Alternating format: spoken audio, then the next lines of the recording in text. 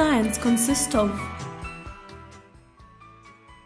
I'd categorize them as small and medium enterprises. Women in small and medium enterprises, we hardly have any micro. And the reason as to why we kind of left out micro was because we felt that they have a lot of support.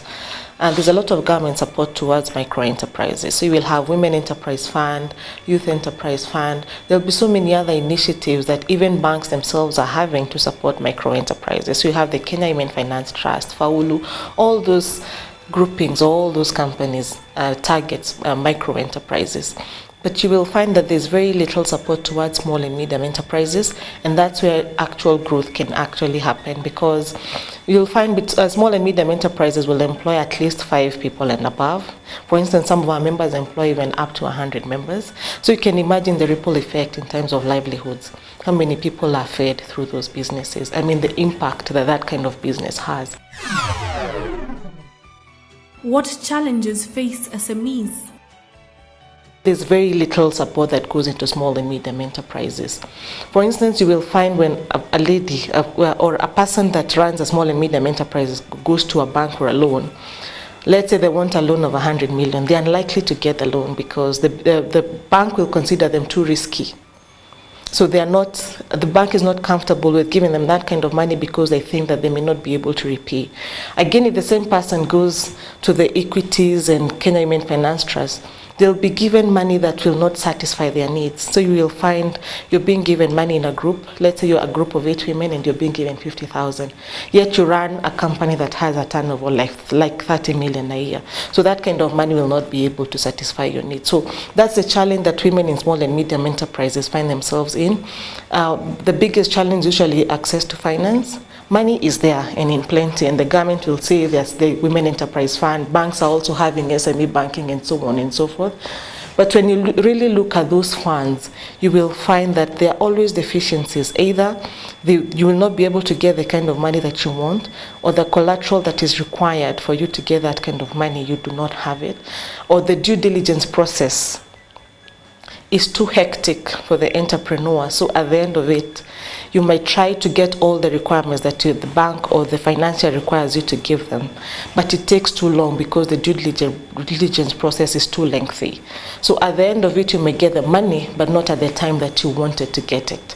So when it comes to access to finance, that's where the challenge is. It's not that the money is not available. Sometimes the money is there, but getting it is where the challenge is. And then women in small and medium enterprise face the challenge of smallness. So you have a small enterprise that you're running, meaning that if you have let's say a staff of like 5 people,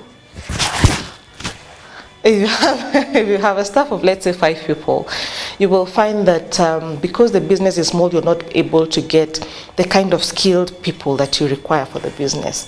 So more often than not, you will either try to get young graduates who you will train on the job, and then because this young graduate will not feel comfortable in this job, because most of the people that actually get employment in small and medium enterprises, you'll find that they are moonlighting in the process. So they are looking for better paying jobs. They're still thinking of joining KPMG, Deloitte and Touch, and so on and so forth. So there's a very large turnover in small and medium enterprises. And because of the challenges of staffing and so on, and because you have inexperienced staff, the entrepreneur tends to do everything. Yeah, so the entrepreneur never has time to step out of the business and think about the business strategically. So they are caught up in operations. Did the supply come? Were the checks written? Did so on and so forth? So they are not able to step out of the business and actually think about the business strategically. For example, how do we now start going regional? What do we need to do? What is it that we need to do for us to get our ISO certification, for us to move our business to the next level? So that's what I call the liability of smallness. Because you're small, you tend to do everything in that business, and therefore you have no time to think about the strategic direction of the business. And then women also face the challenge of lack of networks. You're doing your business alone, you're suffering alone, and associations help, because when you meet other people, you're able to network. You're able to grow your networks. You're able to know who else is it that I can do business with, who else can I sell to. But when you're doing it alone, it's quite challenging. And most women you will find are struggling with their businesses alone. They don't have networks. They're not mingling with people. They're not getting fresh ideas because they're doing it alone. Yeah, so those are some of the key challenges I can see of small and medium enterprises. Yeah.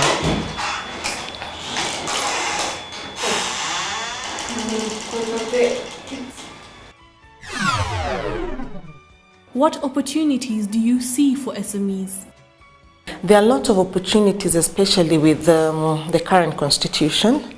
For instance, as far as procurement is concerned, the constitution clearly stipulates that at least a third of all government tenders should go to either gender. So it's not specific to either men or women, because what happens when women are now supplying over 60%? So they say either gender.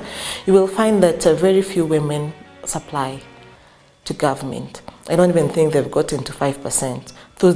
So what that means is that there's a lot of opportunity for small and medium enterprises to do business with the government. Now, the United Nations has started what we call a supplier diversity program, in which they're also trying to loop in women in small and medium enterprises and also men to become suppliers to the United Nations.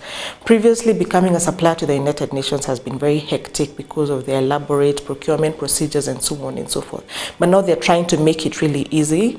In actually early March, they had a couple of trainings in which they invited SMEs to be trained on what exactly is it that they require for you to be successful in becoming a supplier. And in addition to that, they help the people that attended to register themselves in their database, so that whenever there's a tender and the tender is published, if you're already registered in the database, then you can be able to view it and you can actually bid on an equal footing with other SMEs. So they will be giving preference to SMEs. So it's not like my business I'll be competing with Unilever. So when it's SMEs bidding for a particular tender, that tender will just be for SMEs, so that they are also competing at an equal footing. So in those two instances, in terms of supplying, there's that opportunity, and companies are also getting more informed about supplier diversity. Coca-Cola is also doing the same thing. They are trying to loop women into becoming suppliers to Coca-Cola. So I mean, there are a lot of opportunities coming up. And then again, with regional integration, I mean, the markets are becoming larger. So women, if they organize themselves properly, they can be able to spread themselves within the region and actually do much more business. Yeah, and then there are also more women associations that are coming up, like KAWBO. So with these associations and other business development service providers, like yourselves, even Kuza Biashara, there's a lot that can be done in terms of building the capacity of women entrepreneurs to do business better. Because you will find, like, for our membership, I'd say 80% of them were working in the corporate sector before they went into business. So although they know about operations and so on and so forth, they haven't had the opportunity to run the businesses themselves. So they leave the corporate sector, get into business. So we need to give them skills that are applicable there, and then for them to be able to kickstart their businesses. Because they have book knowledge, but they do not have the practical knowledge of starting a small business and actually growing it. So in a lot of business development service providers have a lot to do in terms of even offering mentorship opportunities, offering trainings, networking opportunities. All this will go a long way in enabling women entrepreneurs to be more effective in doing business. So doing business now for women entrepreneurs is much easier as compared to what it was in the 90s. All these opportunities were not there. Banks are coming up to finance women entrepreneurs. The other institutions such as Growfin, international business partners that also provide large loans to women entrepreneurs. So although the due diligence process is lengthy, as I had said earlier, at least the money is available. So there's much more opportunity now than there was before. What are your future plans? We are currently kickstarting our mentorship program. We have wanted to do this for the longest time, but we wanted to get it right. So we had to get all our documentation ready, because we wanted to be a very structured mentorship program, and one that we can be able to measure results at the end of it. So we'll be rolling it out from next month. That's when we're getting the first class of our mentees. And both mentees and mentors will have to be KAWBO members. So this is a benefit for only those that are KAWBO members. So what will happen is that at the initial phase, there's a workshop. And the workshop is basically to sensitize both the mentors and the mentees of what the the structure of the mentorship program will be, so that you're able to manage expectations from the beginning. And then the mentees coming on board will give us the expectations, what they intend to achieve, because the mentorship program will be a 6-month program. So the mentor and the mentee will have contact for 6 months.